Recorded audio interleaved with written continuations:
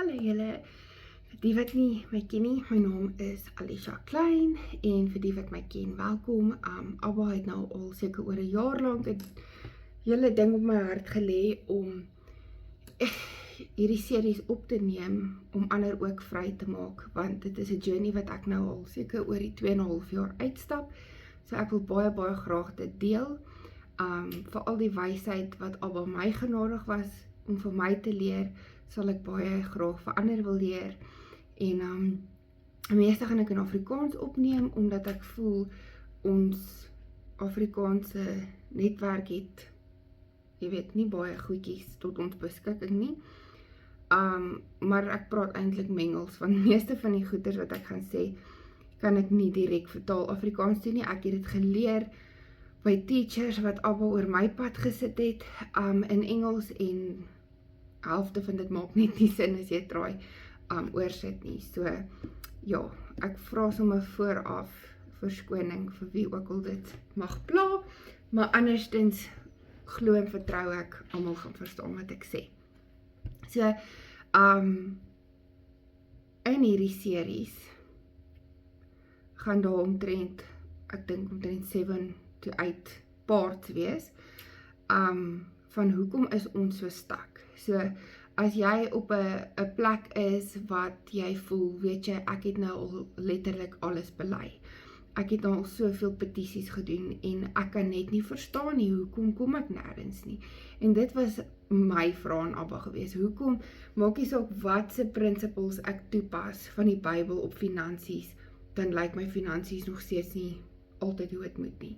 Of hoekom lyk my verhoudings in my lewe nie soos wat dit moet nie, want Abba sê tog vir ons, dit is sy wil dat ons 'n prosperous lewe moet lei en hoop hê vir die toekoms. So ek lees dit oor en oor, laat dit insink in my hele wese in, want as iets nie lyk soos wat God sê dit moet lyk nie, moet ons vra hoekom nie. Ek praat nie van die wêreld daar buite en hulle ekonomie nie.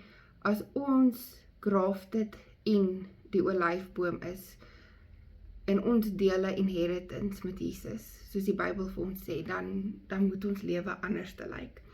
En die openbarings wat Abba vir my gebring het ek al begin toepas, maar ek is definitief nog nie deur alles nie. Maar ek het definitief al heel wat testimonies om te deel. En ek glo ek sal die video skiet en opneem soos ek dit myself kanker. Maar ten minste in die eerste 2 tot 3 video's het ek, soos hulle sal sê, die t-shirt. Want dit is 'n pad van 4 wat mens stap, en dan ek saai dit my hart om dit met ander te deel, en sodat hulle ook kan vrykom. So die eerste ding van hierdie series, en hierdie series se naam sal wees Thresholds en A False Refuge. So ons het al van daai name gehoor, maar hoe gaan dit nou toepas in die geestelike? En dit is wat ek julle wil verduidelik, want sonder hierdie video kan mens eintlik glad nie die res kyk nie, want hierdie is die beginpunt, dis die entry point, dit is iets eintlik wat mens glad nie kan los as Christen nie. So 'n threshold ken ons as 'n deurdrempel, of die begin van 'n deur voor die 2 kamers. Jy staan die kant, jy moet oor die deurdrempel of oor die threshold trap. Nou die Jode weet baie goed wat 'n threshold is. Hulle deure kan jy gaan kyk. Ek sukkel om sulke Google images te kry. Daar's nie baie daar buite nie waar daar 'n gleuf was met 'n bakkie, alles uitgegraveer in die sement, en dan as hulle die bloed op die deurraam of die doorpost gesmeer het dit alles gedrup in daai gleuf in. Of as hulle 'n dier geslag het, sal jy lees, hulle het letterlik die skaap getrek tot oor die deurdruppel, en hulle het sy keel afgesny, laat dit daar indrup. So dit weet jy, as jy sou oortrap, dan tree in covenant in met daai persoon. Selfde, dit het hulle beskerm. Sê nou ek was, of jy in jou huis was iemand wat my wou leed aandoen. As ek oor jou deurdruppel trap, maak 'n covenant met jou. En dan mag jy my nie meer leed aandoen nie. Maar as mense covenant refuse het hulle bo oor daai gleuf getrap. En dit was 'n baie ding wat hulle offense ingevat het, want dit meen, ek wil niks covenant met jou hê nie, ek wil nie 'n verbond met jou maak nie, jy weet, I do not mean business. So, dit was hoe jy gesê het, jy weet, dit was die laagste manier hoe om iemand af te sê, is om op hulle deurdrimpel te trap. Nou het ons verskriklik baie goed wat jy hieroor kan gaan lees, ek wil nie te lank op dit fokus nie, maar ons het so in die gees ook altyd 'n deur wat ons voorstaan. En baie keer, die grootste een wat jy voor kan staan, is die deur na jou roeping toe. En die vyand weet dit ook. So, ons praat altyd van threshold, jy het 'n threshold gereach, en nou moet jy 'n besluit neem. Dit is nie altyd so maklik om om te tree nie, dis hoekom soveel van ons nog in ons roepings loop nie, en soveel van ons weet nog nie eers wat dit is nie, want ons staan in soveel confusion voor hierdie threshold. En dis wat ek Abba gevra het, want die rede dat ek so stak was in baie fasette, was 'n threshold probleem. So, ek gaan net bietjie vir julle lees. Wat is 'n threshold covenant? It's a blood covenant made between a host and a guest, or a deity, where the blood of a sacrifice is poured on the threshold. So dit is sommer wat Wikipedia vir ons sê, is 'n gewone threshold covenant. How does a threshold covenant work? A symbolic agreement or pact is made by stepping over the threshold, often with the blood of a sacrificial animal being poured on the threshold, signifying the act of entering a scared space and committing oneself to a covenant with a deity or another person, essentially making the boundary between the outside world and the protected space of the home a sanctuary. So dit is hoekom as jy eers oor daai deurdrimpel getree het, dan sê nou ek was selfs 'n skelm gewees, en ek maak covenant, moet daai familie my protect. Al ek iemand van hulle familie selfs gemoor het, en ek het oor dit getrap, en hulle het nie geweet nie, en ek kom in hulle huis en sê vir hulle, hoorie, ek is toe nou eintlik die moordenaar. Hulle het 'n threshold so hoog geag, dat hulle nou niks aan my sou kon doen, of aan die skelm, of aan die moordenaar kan doen nie, want dit is wat covenant beteken. As jy in my spasie inkom, dan protect ek jou met my lewe. So in Hebrew is threshold beteken miftan, het beteken 'n door of 'n doorpost. Wat is die spiritual meaning van 'n threshold?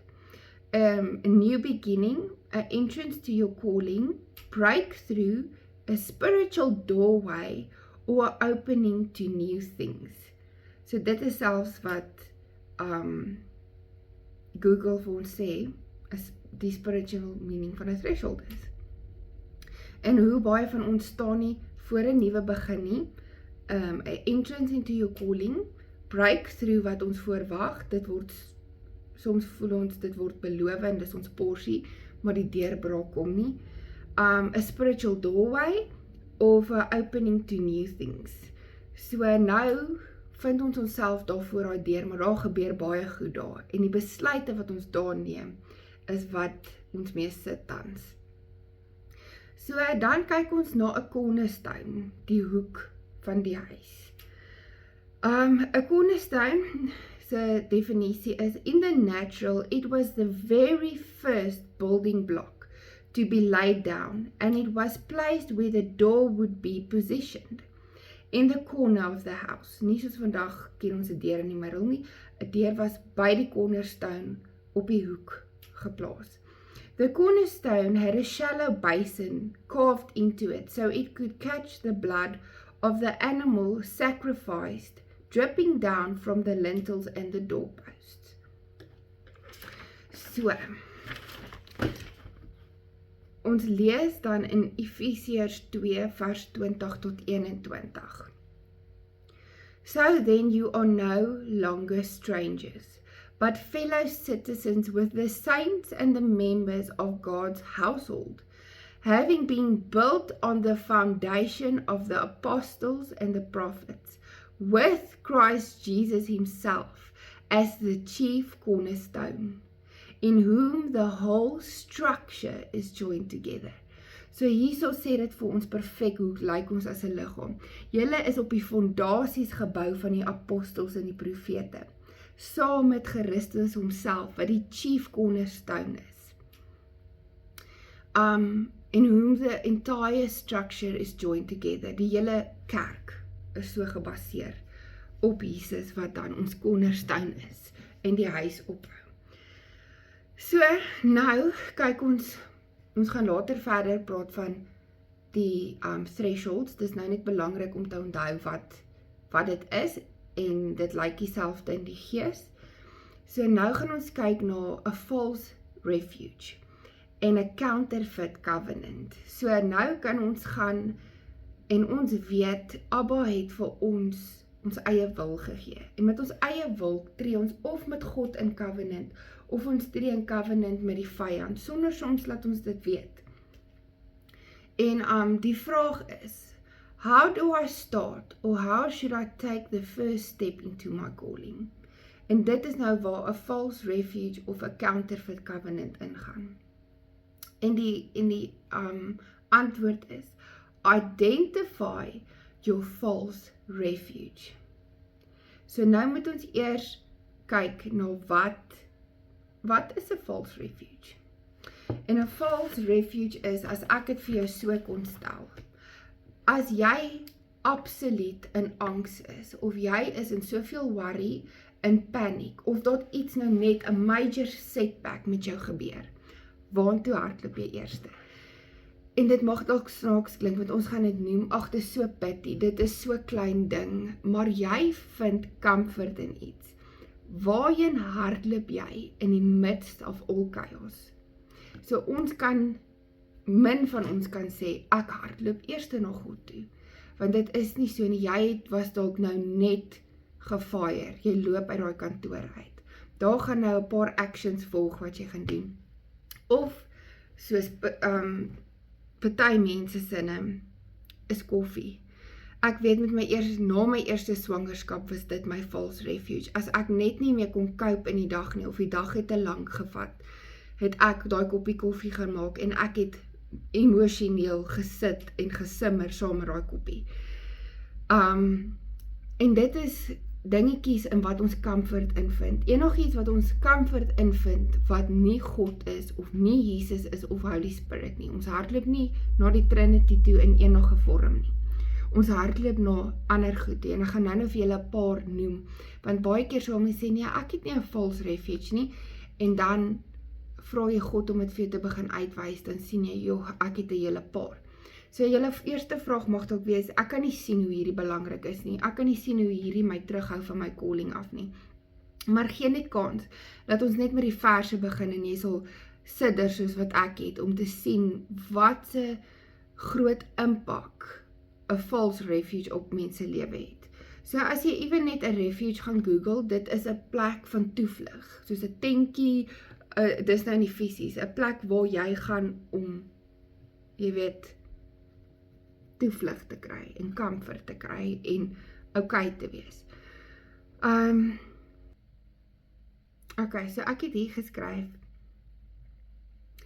baie keer kan dit voel, soos, feeling and thinking, how long, Lord, how many disappointments and setbacks can I take?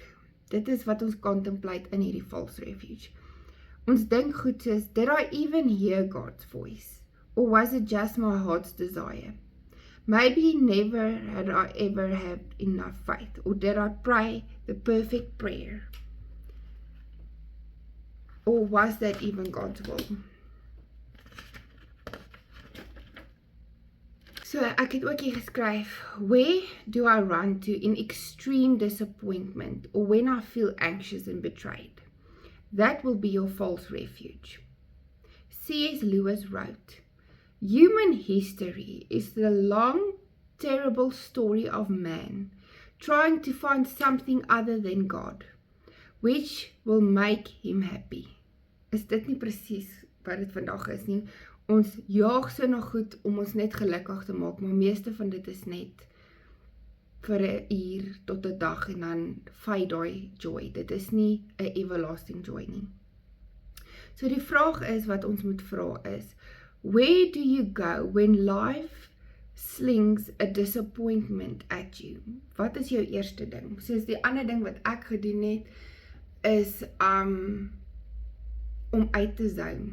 Jy weet, jy zone uit en jy half as 'n coping mechanism dink jy nie nou aan wat gebeur het nie, jy dink aan ander goeders, maar jy word so stil in jou binneste dat jy contemplate soveel dinge, maar nie een keer word enige iets na God toe gevat nie, of jy het nie 'n gesprek met Jesus nie, en dan sit jy daar en contemplate jou hele lewe tot reality weer hit. Verander is dit wat hulle noem death scrolling. Jy scroll en jy scroll en jy scroll deur enige social media app, want dit is 'n escape. 'n False refuge is 'n escape, 'n ding wat jy doen om net asem te skep. En dit, vandag wil ek vir jou sê, is die very thing wat jou nog baie lank terughou. En ek gaan jou nou sê hoekom. How do you soothe your wounded spirit? Or what do you indulge in? Party mense is streseters. Hulle gaan, as daar iets gebeur, dan ry hulle sommer by die drive-thru in. Of hulle haal 'n boks koekies of chocolates uit. Dit maak nie saak, jou false refuge kan dalk vir jou wees iets wat baie klein lyk. En jy kan dalk sê, soos die persoon by wie ek hierdie geleer het, en die boeke wat ek gelees het, haar naam is Anne Hamilton, sy is fenomenaal. So sy het so 10 of 11 boeke, en dit het my deur baie van hierdie gebring, en dit is wat ek vir julle gaan probeer opsom, want nie almal het tyd om 11 boeke te lees nie. Maar die eerste ding wat sy gedoen het is, toe Abba dit vir haar uitwys, en Hane was ook, sy het vir haar koffie gemaak, want sy het gesê, dis nie socially acceptable, om net in nothingness in te staar nie. Mense kom vra jou altyd wat's fout.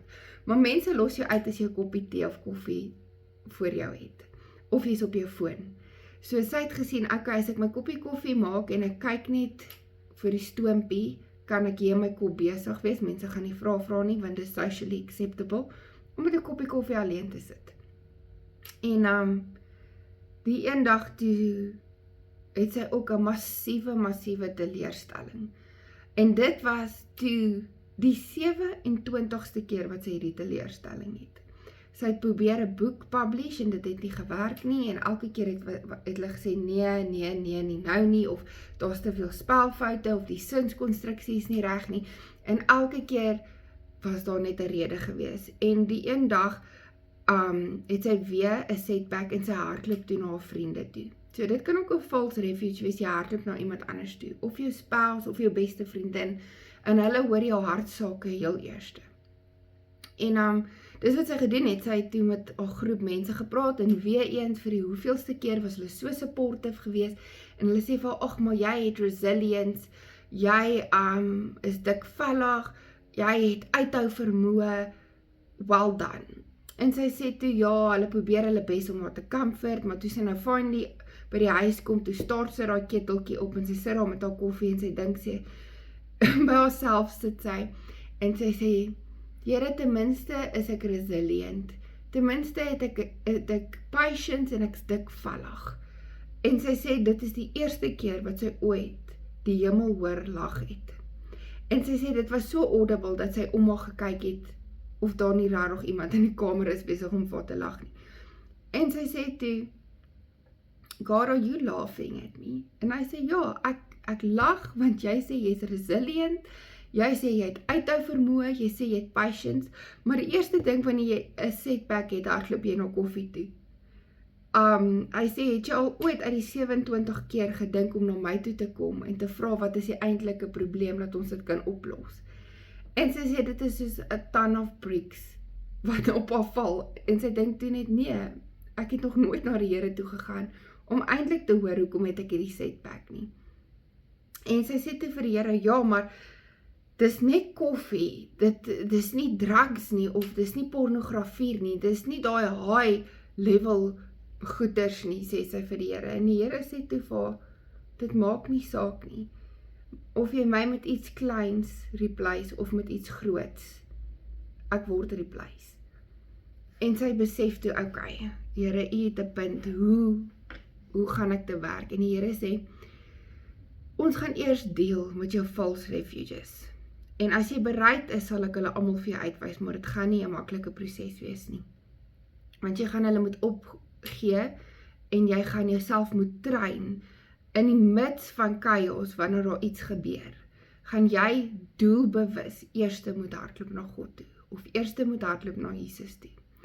En sy sê toe, dit is reg, Here, U kan dit vir my uitwys. En sy skryf daarna boek, when we classify some behaviors as safe, soos koffie drink, and others as dangerous, we miss the sin that stares us in the face, because we are not running to God, who is our refuge, our strong tower, or we are not hidden under his wings. En daar is letterlik 'n vers vir dit, vir al daai. En dit staan in Psalm 91 vers 2. I will say of the Lord, He is my refuge and my fortress, my God in whom I trust. So as ons dit bid en bely en ons lees daai Psalm en ons sê, ja, God is my refuge en my fortress, dan is ons eintlik besig om te jok daaroor sonder dat ons besef, want ons hardloop nooit na hom toe as 'n refuge nie. Dalk op die einde wanneer plan Z nie meer werk nie. Dan wil ons na God toe hardloop. Dan in Proverbs 18 vers 10 sê dit, the name of the Lord is a strong tower. The righteous run into it and is safe, set on high, far above evil. So nou begin ons sien as ons 'n Bybelstudie sou doen wat Abba sê oor fortress en refuge en 'n strong tower. Sien ons dat hy beloof as ons hom as 'n refuge gebruik, dan lig hy ons bo evil uit. Hy hou ons toe van die enemies af. Daar's soveel beloftes, maar nou hardloop ons na alles anders toe as 'n false refuge. Dit kan selfs boeklees wees. Enigiets wat ons sien as, maar dit is net 'n tydverdryf. Jou emosies pour jy in iets anderste in. Met party mense, ek het eendag met 'n tannie gepraat, het sy vir my gesê, is brei, is mense begin beklei, of is daar iets begin in haar lewe net ontrafel, dan sit sy in brei al vir haar 100ste serp. So, ons moet regtig laat Holy Spirit dit vir ons uitwys, want ek het self toe ek het begin, toe kon ek 2 identifiseer. Na 'n week se gebed, toe begin die Here vir my die seeres uitwys, en dis nie altyd lekker nie, want jy dink, Here, hoe gaan ek dit opgee? Dit het so deel van my geword. Dan kyk ons, want sy sê toe vir Abba, okay Abba, ek verstaan hierdie hele ding, as ons nou my false refuges uitsort. Ek verstaan as ek moet hierdie goed opgee, maar gaan dit my enigstens baat, dat ek gaan breakthrough hê? En Abba sê toe vir haar, weet jy wat, alles wat jy oortop by ander goeders, en ek meen hierdie goed wat ons oor as false refuges maak, meeste van dit leef nie eers nie, dit kan nie eers asemhaal nie. En Abba sê toe vir haar, as jy al hierdie klaar het, en ons het hierdie pad gestap, gaan ek dat jy jou covenant met death opgee. En sy sê, ekskuus Here, death, en hy sê, ja, 'n false refuge is gekoppel aan die dood. Jy maak 'n verbond met die dood, want jy hardloop nie na my toe nie. En hy Abba gee vir haar Jesaja 28 vers 15 wat sê, we have made a covenant with death and Sheol. We have made an agreement with the overwhelming scourges, en dit beteken a person or a thing that causes suffering. Passes by, it will not reach us, for we have made lies our refuge, and we have made a falsehood our hiding place. So God sê daarso, jy het 'n plek van leuns jou refuge gemaak, want daai goeders kan jou nie help om 'n probleem op te solf nie. En falsehood, want dit is alles valshede wat ons gaan, en ons gaan soek kan verby, nie by die een wie ons create het nie. Abba is 'n good father. So hoekom sal ons nie eers na hom toe hardloop as 'n pappa nie? So ons hardloop na emptiness toe. Ons hardloop na leuns toe, want nou sit ons in contemplate op hierdie goed, of ons vul onsself deur te death scroll met soveel nonsens, want nou is jy in so aaklige emosie, en dan laat die vyand toe dat jy nog meer gemors sien, of jy gaan zone uit, en jy deel nie met goed nie, so dit word net nog meer trauma wat ophoop binne jou. So nou sê Abba, jy maak vir jou 'n covenant met death en Sheol. Jy maak 'n agreement met die wat suffering cause. So nou wonder ek hoekom suffer ons so.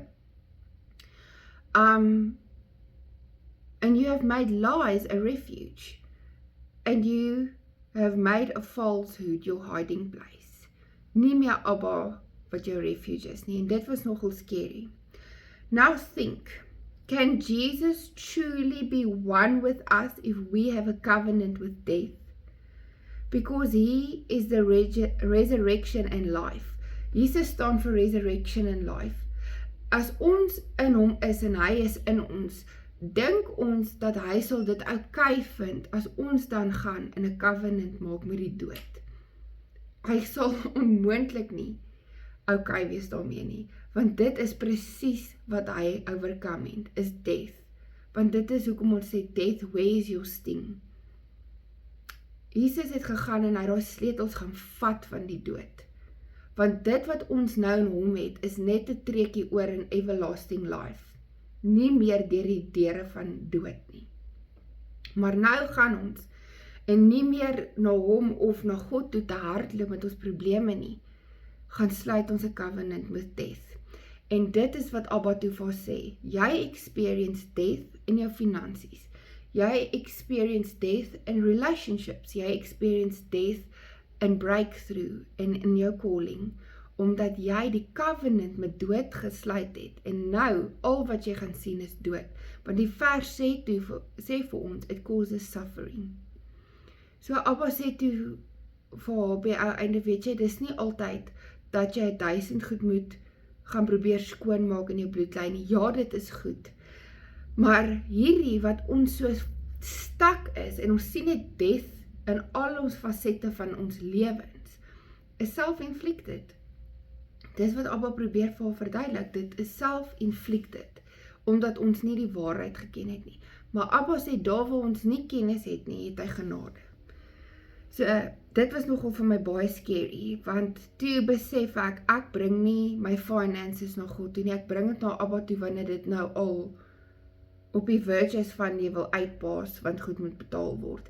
Jy sal met jou man beklei, maar jy bring dit nie na God toe nie, jy sal net sê, okay, weet jy, ons het ons differences, jammer, kom ons beweeg aan, maar ons gaan vra nie, Abba, joh, wat was die wortel, wat het hier by my of my man getrigger nie, hoe kan ons eerder daarmee werk, laat dit nie weer gebeur nie. So, die vers wat Abba sê, ken my in al jou wee, begin nou 'n baie werklike ding word, waar hy sê, kom net na my toe, as iets gebeur, as jy backlash het, as jy teleurstelling het, as jy offense gevat het, as jy betrayal het, hardloop na my toe, want dan kan ek jou beskerm, ek vat jou in, ek laat die enemy nie jou verder tuister nie, en ons kan die ding uitwerk. Dit is nou as jy 'n leerbare gees het, en jy is bereid om te hoor wat Abba dan vir jou gaan sê, want dit is gewoonlik nie altyd lekker om mee te deel nie, maar as ons daarmee kan deel, dan kom ons vry. The Hebrew idea behind the word for hiding place is having an idol. So dieselfde woord wat daarna in vers gebruik word, you've created a falsehood in a hiding place. Daai woord hiding place in Hebrew is dieselfde as 'n idol. So as jy hom dan lees, sê Abba vir jou, jy het 'n idol gemaak. En om 'n idol te maak, is om iets wat nie God is nie, in die plek van God te sit. Jy offer jou tyd aan daai ding, is dit desk scrolling, is dit comfort eating, is dit koffie, is dit wat ook al dit is, en soveel te sê, koffie of tee of al daai goeders is nie sleg op sy eie, menend, ek gaan nou vir jou religiously sê, jy moet dit nou sommer los nie. En dis ook nie wat God vir haar gesê het nie. Dit was my so mooi gewees op die einde, toe sy hierdie geovercome het, en sy het nie na koffie toe gehardloop nie, sy het na Jesus toe gehardloop, om haar probleme uit te los. Toe gebeur daar weer iets, en sy hardloop na God toe, en God sê vir haar, okay, gaan maak vir jou koppie koffie, dan gesels ons hieroor. Ek meen, dit is net so sweet, van wie Abba regtig is, want hy weet hoe, jy weet, sy hou nog steeds van 'n koppie koffie. Ja, daar is baie health risks en al daai goedjies aan alles, maar dis nie wat die video oor gaan nie, dit gaan oor a false refuge. So ons lees in Jona 2:8, and it reminds us of the following: those who regard and follow worthless idols turn away from mercy and loving kindness in God. So, nou sê Abba, julle het hierdie goed idols gemaak, julle false refuges. En as jy dit kies, dan draai maar ek weg met my mercy en my loving kindness. Want hoekom? God sê, as ek in 'n plek, in 'n huis inkom, in 'n woning inkom, in Hebreë sê dit, in jou safe place kom, en ek vind 'n idol daar, of ek vind daar word iets geworship, sal ek net omdraai, en ek sal my plek verlaat. Want God sal nie saam met 'n idol gedien word nie. Hy is almagtig. Hy is breathing. Die Bybel sê ook vir ons, idols kan nie hoor nie, hulle kan nie sien nie, en hulle kan nie loop nie, en hulle kan nie praat nie. Want dis goed wat gecast was uit stone en gold en silver. Maar nou wat ons doen, is ons gee vir hulle oë, ons gee vir hulle monde, ons gee vir hulle ore, en ons gee vir hulle voete. Want ons begin hulle dien, en hulle saam met ons vat, elke liewe dag, want dis ons false refuge. So nou sê hierdie vers vir ons kry nie meer mercy nie, en Abba se loving kindness is missing. En hoeveel van ons voel dit in ons huwelike, of ons finansies, of in ons roepings wat ons wil intree, dan vra ons Abba, maar waar is hy? En ons raak op stroppelis, en ons raak kwaad vir God, want dit is altyd mos sy skuld wanneer iets nie reg gaan nie. Maar ons verstaan nie hierdie introspeksie wat moet gedoen word nie. As jy kies om enige iets bo God te sit, dan forfeit jy al daai goed van wie hy is, want ons vat ons wil, en ons kies om 'n dooie ding te dien. En ja, dit is dalk bietjie brutaal gestel, maar jy weet, die Bybel sugarcoat nie 'n ding nie. Abba sê dadelik hierso, those who regard and follow worthless idols will turn away from my mercy and loving kindness. Abba sê daar, jy kies en jy draai weg van dit. So nou sien ons nie meer mercy op ons lewe nie. Ons soek die loving kindness, ons voel God is so ver weg, want ons het hom replace. En ek sê vir jou iets so eenvoudig, kyk wat jy nie kan los nie, kyk wat jy nie kan sonder klaarkom nie. Een van myne was, wat Abba vir my uitgewys het, is beskuit. Ek sê vir jou, ek het 'n beskuit snop geword, want ek is baie lief daarvoor. So ek sê vir jou, daar kan niks in my huis wees nie, maar as daar nie beskuit is nie, dan is my moed sommer net in die vloer in. Want daar het 'n stadium gekom wat ek net gelewe het op beskuit, want dit is soos, as jy 'n newborn het, is dit wat jy omtrent vir tyd het. En ja, dit is nie almal se lot nie, maar dit was my comfort gewees. Was daai koppie koffie en 'n beskuit, en dit was sommer my stapel voedsel vir die dag. So as dit nie daar was nie, of dit het nie reg geproe nie, dan was my emosies dadelik betrokke. So jy kan sien, as iemand aan jou idols raak, dan begin jy bietjie warm raak hier onder die kraag. Dan weet jy, jy het 'n probleem. So, toe moes Abba vir my wys, hoor hierso, jy pour jouself into kafeïne wat jou kan deurtrek. Jy pull jouself uit in goeders wat jou nie daai strength gaan gee wat jy kort as 'n ma nie. En toe sê Abba vir my, ek moet net begin daai vers konstant, ek dink dit staan in Josua, die heeltyd vir myself sê dat my strength is found in the Lord. Is him who strengthens me. Ja, I can do all things through him who strengthens me. So daai het ek oor en oor vir myself gesê, as ek gevoel het, ek kan nie meer nie, dan uiter ek het net, even in die absolute moegheid van my lewe, dan het ek net gesê, ek kort van niks meer af strength nie, maar van God af. En dan het hy Abba my deur gekry. Hy doen dit. Maar dit is jy jouself train en jy renew your mind. So dan sê dit in 1 John 1 vers 9, if we confess our sins, he is faithful and just to forgive us our sins and purify us from unrighteousness. So Abba sê, hey, as jy dit regtig kom bely, en jy is regtig jammer, is ek so gou om te vergewe, en ek kan jou purify. Maar die ding is, wat sy ook in haar boek sê, is, moenie net dadelik gaan en jammer sê, natuurlijk jy moet repent van al jou false refuges, maar sy sê, dit is belangrik om jouself eers te train, om nie meer te hardloop na dit toe nie, want jy voel al so sleg, want dit het 'n tweede natuur geword.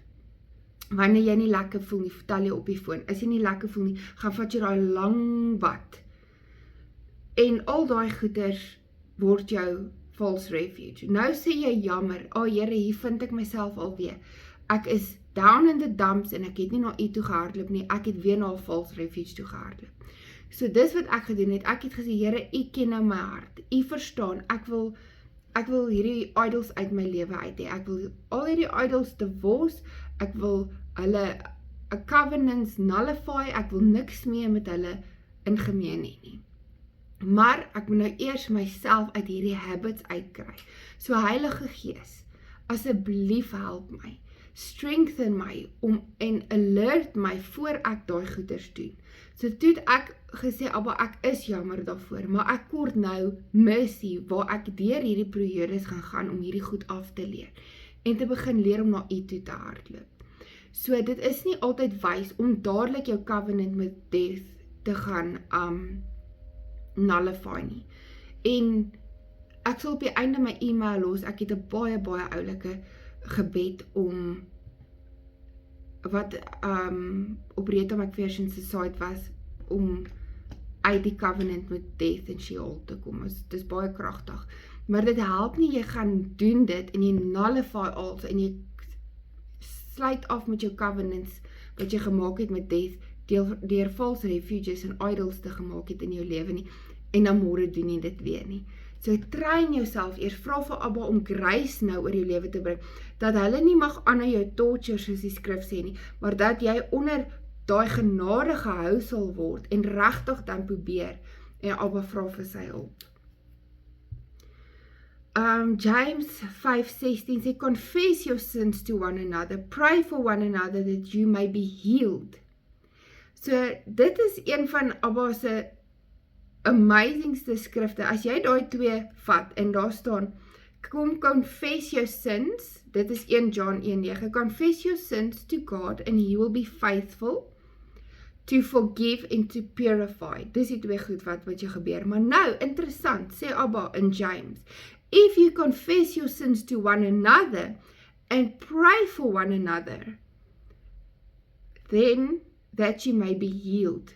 So nou kan Abba selfs healing daardeur kom, as jy iemand vat, 'n close partner, iemand wat jy met jou lewe vertrou, al dit jou spouse is, al dit jou beste vriendin is, jy deel hierdie informasie met haar of met hom, en jy sê, weet jy, as jy keen is ook, kom ons albei hou mekaar accountable, en ons kyk, dat ons nie na ons false refuges toe hardloop nie, maar ek sê vir jou, hierdie is myne, ek bely dit voor jou, ek sukkel daarmee, kan ons vir mekaar bid, kan ons saam bid. En Abba sê, en dan kan hy healing bring. Weet jy hoeveel false refuges bring tot siektes oor mense? So dit is baie interessant dat Abba kies in sy eerste een, forgive and purify, maar om saam met iemand dit te doen, kom daar healing. Then we have to start looking, hierdie is massive, at inner vows, because they keep us bound and they reverse themselves in the long run. So nou dink ons, jy's maar 'n vow klink so 19 voet sê ek, I vow dis en dit, moet ons doen dit op 'n daaglikse basis. En ek's 'n voorloper daarvan.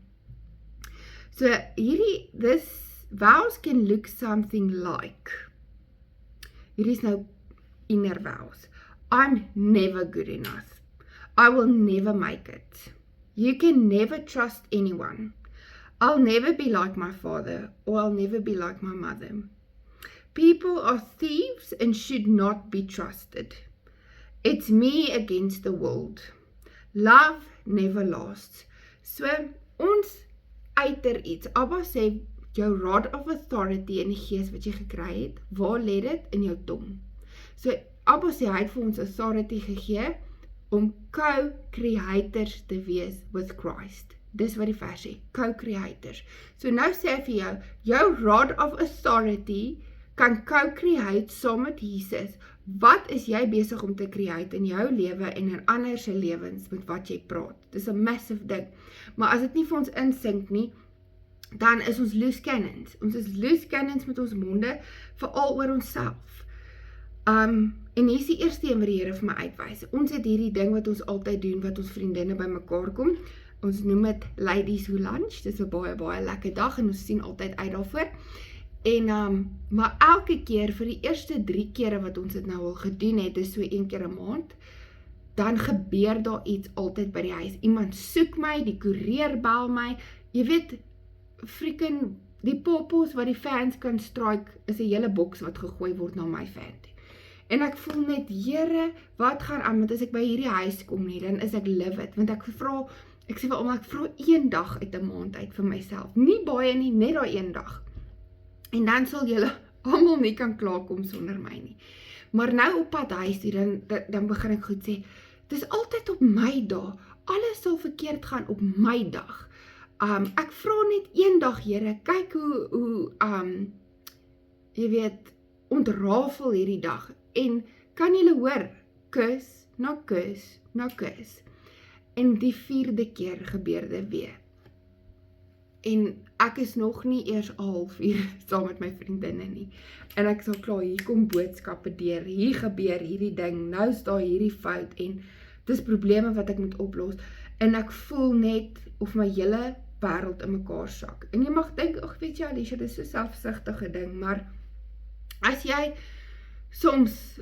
voltyd in motherhood is, beloof ek jou daai dag is iets wat goud nie kan koop nie, so hoor net my hart.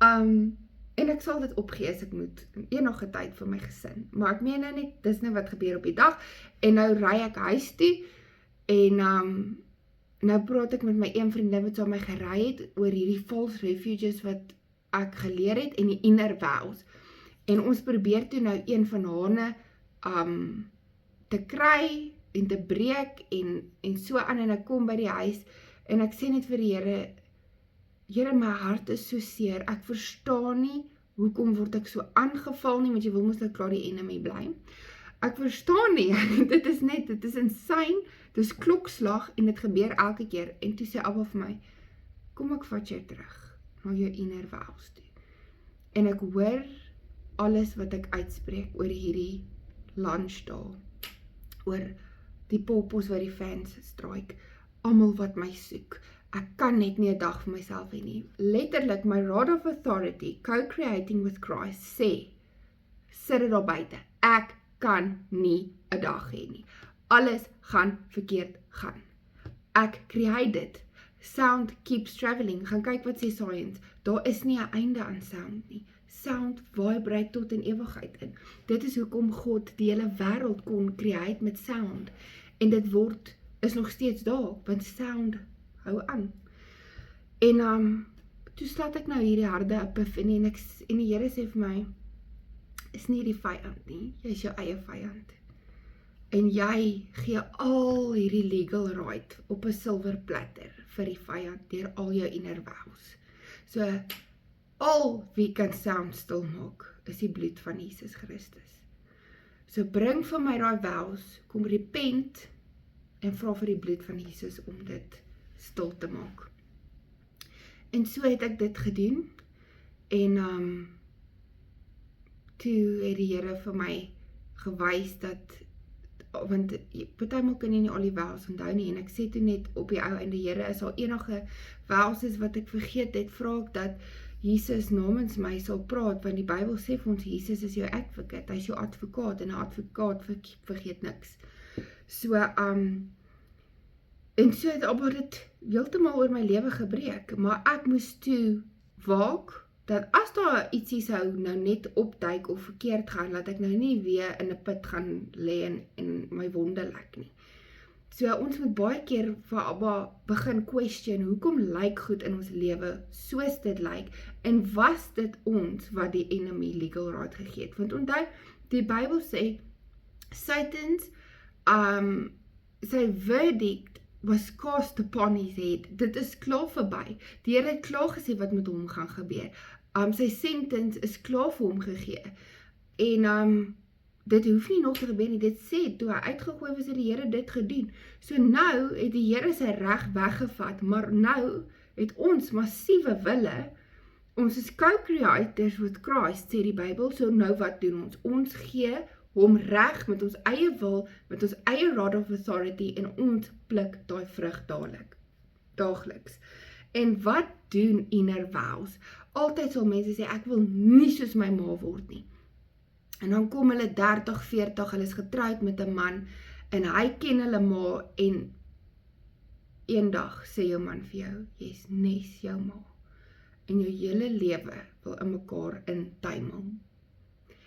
Want jy besef dan, maar hierdie is wat sy gedoen het, hierdie is wat sy gesê het, hierdie is hoe sy te kere gegaan het, dit is nou as jy nie 'n goeie ma gehad het. En jy besef dan, ek word my ma, en jy weet nie hoe om dit te stop nie, jy weet nie hoe om dit te keer nie. Want wat doen 'n vow? Hy reverse homself. Dis hoekom ons dit nie moet maak nie. En dis hoekom die Here sê, bless jou vyande, want as 'n blessing nie kan land iewers nie, dan kom hy terug, hy reverse homself terug.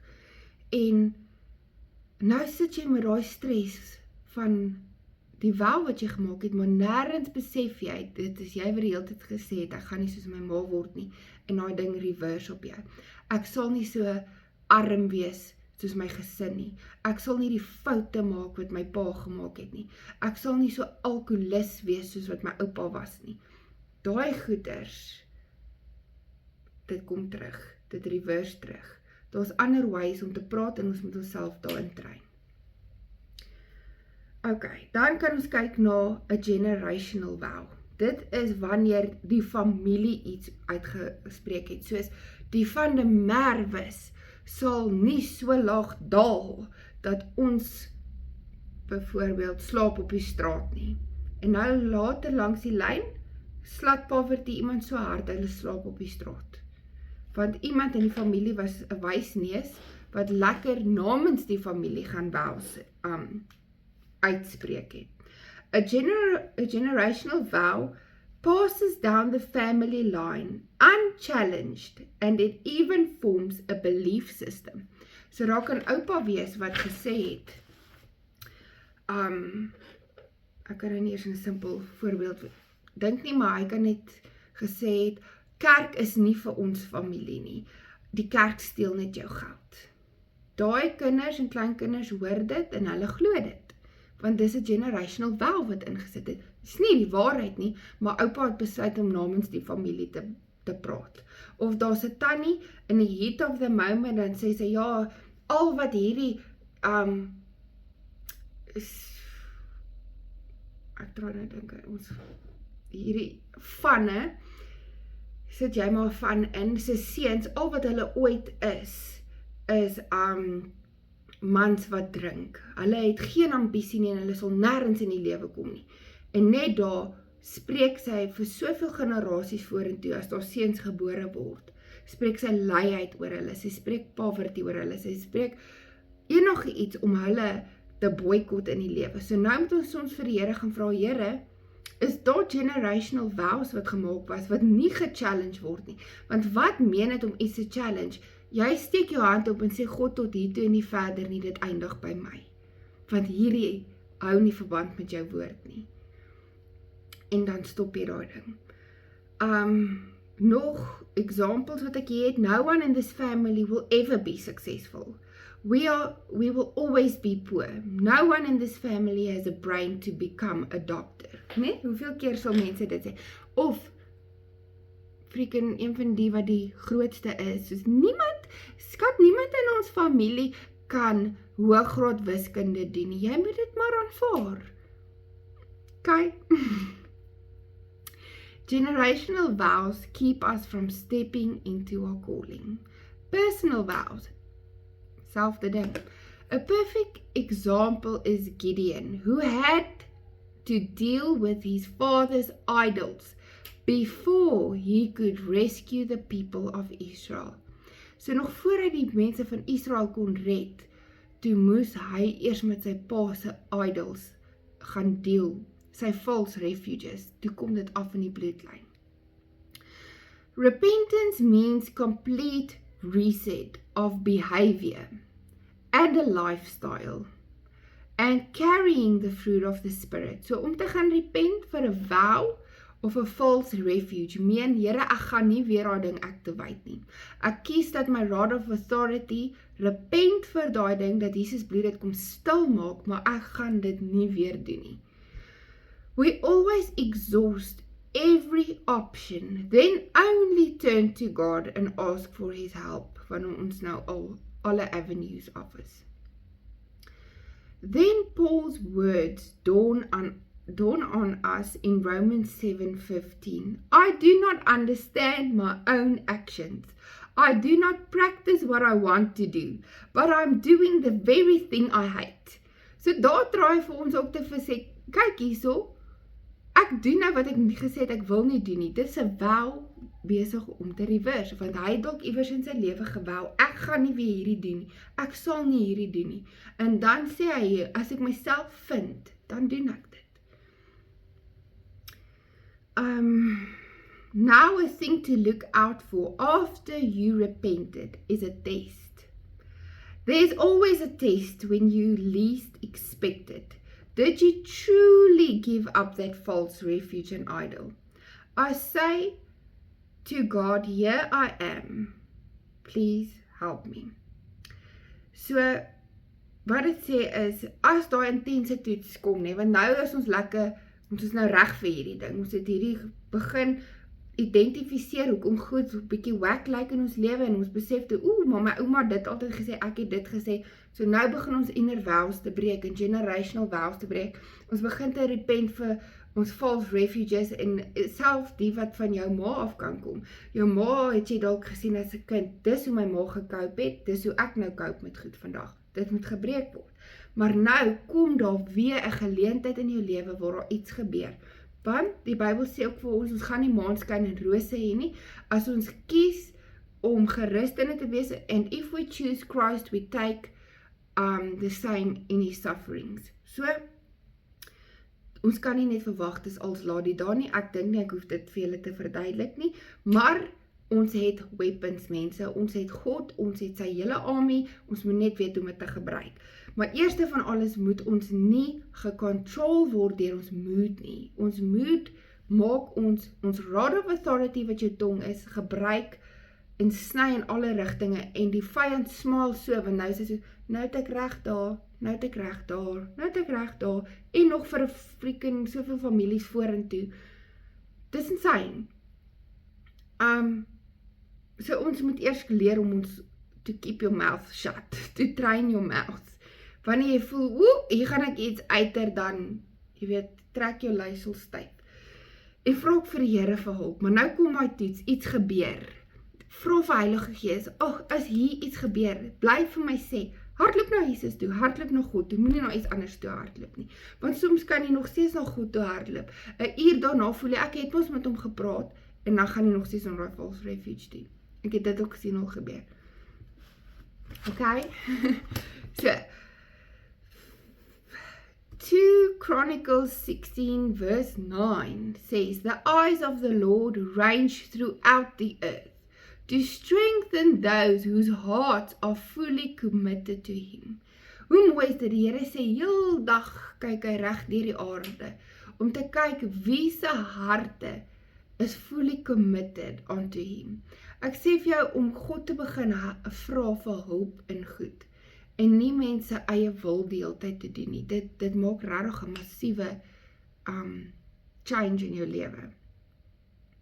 Dan kan ons kyk na simpel, hier het ek geskryf, if God is not our first thought, he becomes our last resort. And that is how we are prone to create a false refuge. Simple but some unnoticeable refuges is gossiping. Partymal het iemand jou seer gemaak en die eerste ding wat jy gaan doen is skinder daaroor. Fine dining. Jy voel, ek gaan nou myself treat, want hier het met my gebeur. Smoking, anger, withdrawal, bullying, building castles and fantasizing a different future. Soms dink jy, ek moes eerder dit gesê het, ek moes daai comeback gebruik het, as ek net hierdie besluite geneem het. Cleaning. Het jy al gesien, as meeste vrouens kwaad is, gryp hulle besig. Dit is net so. A glass of wine or beer, long baths, watching sport, a series, video games, porn, indulging in chocolates or savories, binge watching series. You can pray something, is 'n gebed.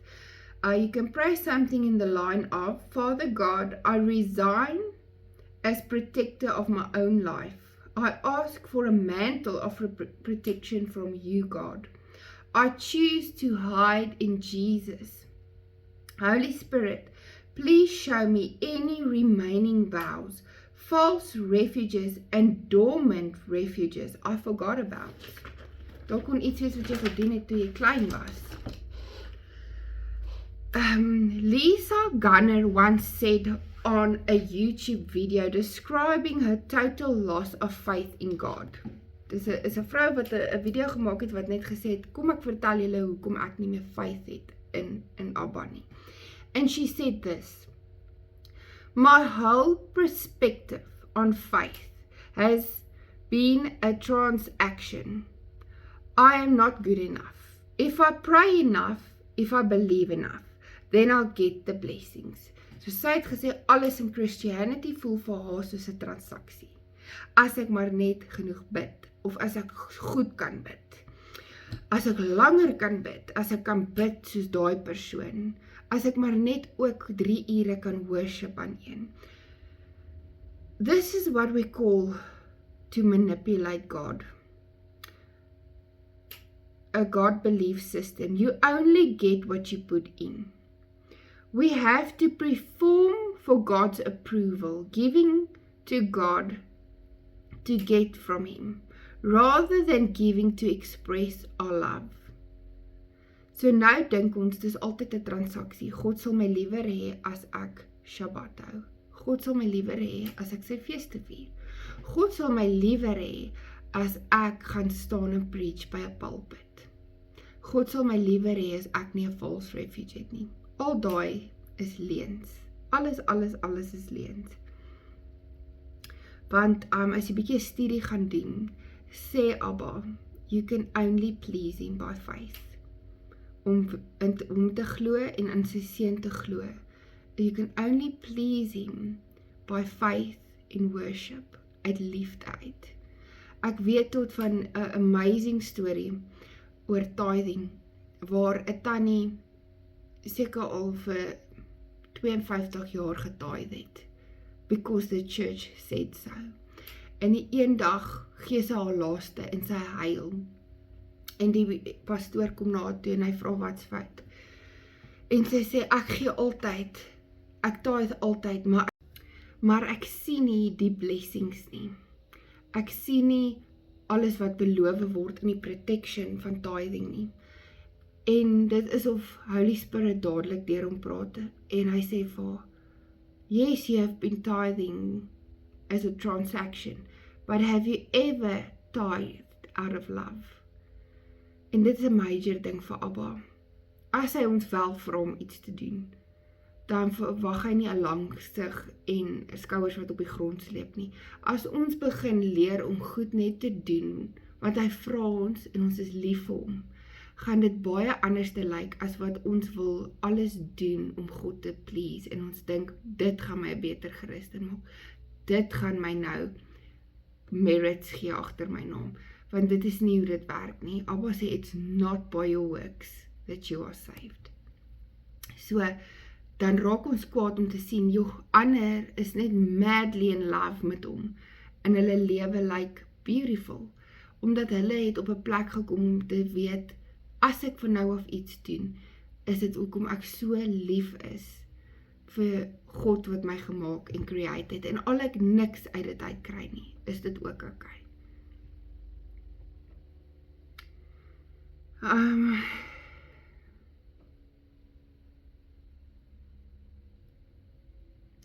So, wat beteken atonement? Want Anne Hamilton sê in haar boek, later het sy so baie keer iets verkeerd gedoen, dat sy net so gesê, jammer Here, ekskuus ek het dit gedoen, daar was nie meer true repentance nie. Ons raak so, dat ons dink, okay, maar ek het mos nou jammer gesê.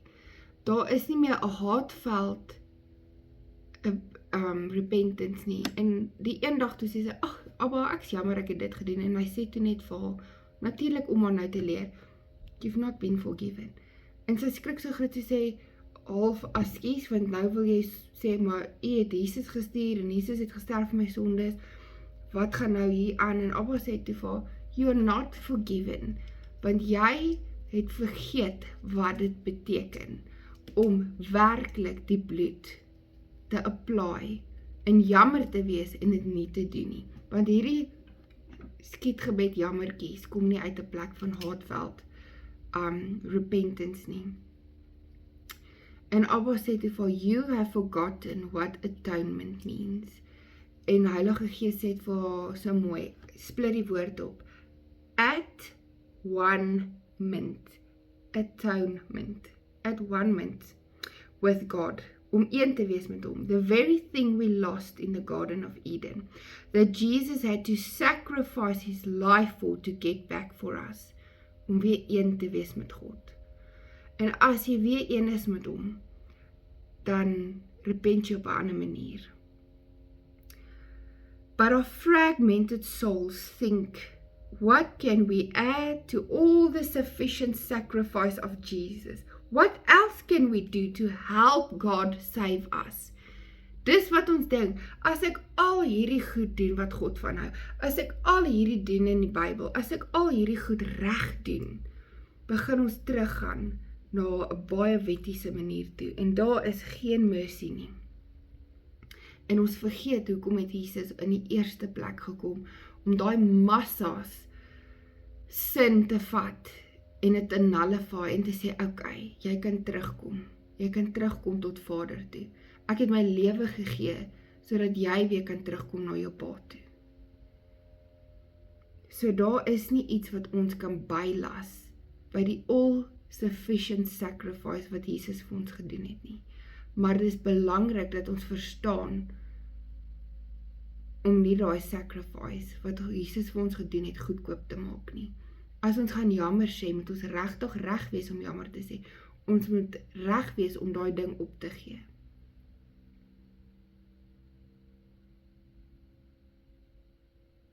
We have to come to the point of realizing that our doing is well motivated, but what we do is what matters, and how we do it in love. Eventually, in the end of all of this, I'm sure you know what some of your false refuges may be. I've only summarized but a few. There are many different categories of which these refuges fall into. Example, mental, emotional, physical, verbal, sexual, or spiritual. Are you ready to put to death what you believe is the only way of coping? En dit is waar ek wil afsluit. Want ons almal het baie huiswerk en ek werk nog baie hard aan myne. Maar ek kan vir jou sê hoe amazing is Jesus om te help, want hy sê, He is the perfecter of your faith. So is hy ook die perfecter om jou te help om deur hierdie goed te kom. En in my seerste seer en my disappointments begin ek nie meer te hardloop na meeste van my false refuges nie. Daar is nog een wat ek baie meer sukkel en dis meer 'n mental ene as wat ek iets in die fisies doen. Maar Jesus is faithful and true en ek weet ek gaan dit kanker. Maar as ons nie al hierdie stappe doen nie, gaan jy nie reg wees vir die major blockages wat ek gaan oor praat in die volgende series nie. Want dit meen daai massiewe goed gaan legal reg hê en ons wil daai legal reg wegvat. Ons soek nie die false refuges nie, want ons gaan nie met die groter goed kan deel nie. En jy gaan wil, veral as jy die volgende series video hoor. So ek bless elkeen van julle. En julle is welkom om my 'n e-mail te stuur. Dit is ecclesiahub@gmail.com as jy wil vra vir die gebede en julle is reg om die covenant with death te renounce. Maar dan moet jy seker wees, jy gaan nie terughol na jou false refuges toe nie. En jy het dit gekanker, want mense wil nie weer so kontrakkie met dood opstel as jy dit nou net gerenounce het nie. Ek hoop alles maak sin en ek hoop julle verstaan my hart agter dit. En ek hoop julle is excited saam met my om hierdie te doen en ontslae te raak, want ek sê vir jou, dan kry ons regtig die promises wat Abba vir ons sê. As ons covenant met hom het, kry jy die protection, jy kry die mercy, jy kry die loving kindness, jy kry wie hy is. En dis nie dat mens hardloop na dood toe nie, maar dit is wat ons uitbestaan. Ons soek loving kindness, ons soek mercy, ons soek oneness, ons soek atonement. En ons gaan dit net kry wanneer ons nie langer meer speel voor dood stoep nie. Okay, blessings.